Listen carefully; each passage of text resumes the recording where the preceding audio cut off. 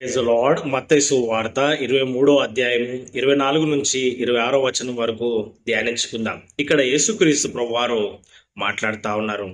పరిసయ్యుల గురించి, శాస్త్రుల గురించి, మతాధికారుల గురించి ప్రభు చెప్తా ఉన్నారు. అందులైన మార్గదర్శకులారా, దోమ లేకుండానట్లు వడగట్టి ఒంటెను మింగువారు మీరే. వీళ్ళు అందులైన మార్గదర్శకులు కదండి. వాక్యాన్ని ప్రకటిస్తారు, కానీ వీరు గుడ్డివారు, దేవుణ్ణి ఎరగనట్టి వారు. దేవుని వాక్యాన్ని బోధిస్తారు, కానీ ఆ మార్గంలో నడుచుకోలేని వ్యక్తులు మతాధికారులుగా ఉన్నారు. వేషధారులైన శాస్త్రులారా, పరిసెలారా, మీరు గిన్నె పల్లెమును వెలుపట శుద్ధి చేదురు గాని అవి లోపల దోపుతోనూ అజితేంద్రియత్వంతోనూ నిండి ఉన్నవి.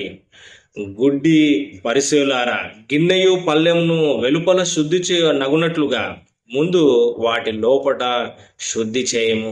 దేవునికి స్తోత్రం, మహిమ కలుగును గాక. చూస్తారండి, సరే, పరిసయ్యులు, శాస్త్రులు, మతాధికారులు ఏమండి ప్రజల్ని దోచుకుంటున్నారు. వాళ్ళు గొప్పవాళ్ళుగా అవుతున్నారు. ప్రజల దగ్గర వాళ్ళు దోచుకొని ఏమండి వాళ్ళు సుఖానుభవులుగా జీవిస్తూ ఉన్నారు. కానీ ప్రజలకు ఎలాంటి మార్గదర్శము వాళ్ళు ఇవ్వడం లేదు. పైనే ఏదో ఉన్నది, కానీ లోపట అంతా కూడా వాళ్ళు కుళ్ళు కుతంత్రాలతో జీవిస్తున్నారు కదండి. వారి లోపట శుద్ధి లేదు, పైన భక్తి మాత్రమే ఉన్నది. మతాధికారులుగా, బోధకులుగా ఉన్నారు, కానీ పైకి మాత్రమే కనబడుతున్నారు, కానీ లోపట ఆత్మీయత లేదు. నేటి దినాల్లో మనం కూడా పరీక్షించుకోవాలి. బోధకులైన వాళ్ళు, దేవుని సేవ చేసే వాళ్ళు, మిమ్మల్ని మీరు పరీక్షించుకోవాలి.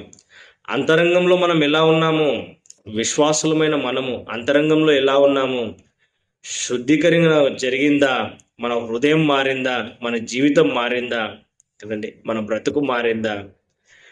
మరి శాస్త్రులు, పరిసయ్యుల వలె లోక సంబంధులుగా, శరీర సంబంధులుగా, ధనాపేక్ష గల వారిగా ఏమండి పై భక్తి కలిగిన వారిగా ఉన్నామా, లేదా లోపల మనకు రక్షణ అనుభవం ఉందా?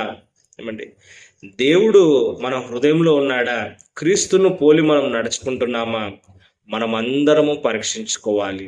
సేవకులు కావచ్చు, విశ్వాసులు కావచ్చు, పైననే కాదండి, హృదయ అంతరంగంలో నుంచి దేవుడు పరిశుద్ధతను కోరుకుంటున్నాడు. ఆ విధంగా నడుచుకున్నటకు ప్రభు మనకు సహాయం చేయనట్లు మనం వేడుకోవాలి, ప్రార్థించాలి, ప్రభు మార్గంలో నడుచుకోవాలి.